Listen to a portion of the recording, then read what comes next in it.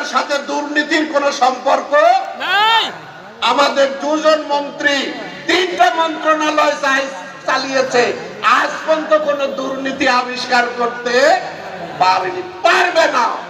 আমরা যদি এই দুর্নীতি মুক্ত দেশ করতে চাই, জামাতকে দিতে হবে।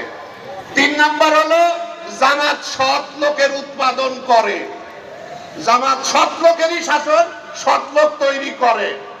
এবং জামাত মাদক মুক্ত। এখানে যারা উপস্থিত আছেন দেখেন তো কেউ বিড়ি খাচ্ছে কিনা?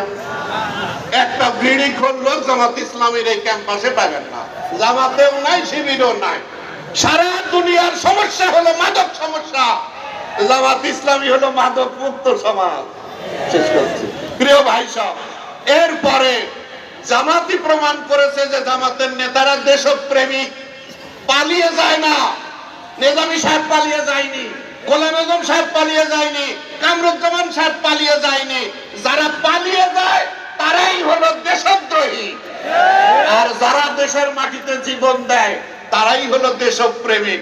সুতরাং আমরা দেশপ্রেমিক। এতদিন 53 বছর ধরে আমাদেরকে বলা হয়েছে এরা হলো স্বাধীনতার বিরোধী, আর আজ সারা দুনিয়ার মানুষ জানে জামাত ইসলামী হলো দেশপ্রেমিক।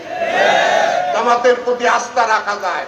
এই জন্য আগামী দিনে নির্বাচন আসলে জামাত ইসলামীকে বিজয়ী করার দায়িত্ব আপনাদেরকে পালন করতে হবে। রাজি আছেন আপনারা?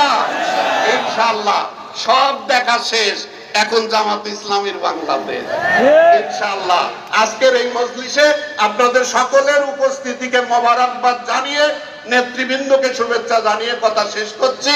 আসসালামু আলাইকুম ওয়া রাহমাতুল্লাহ।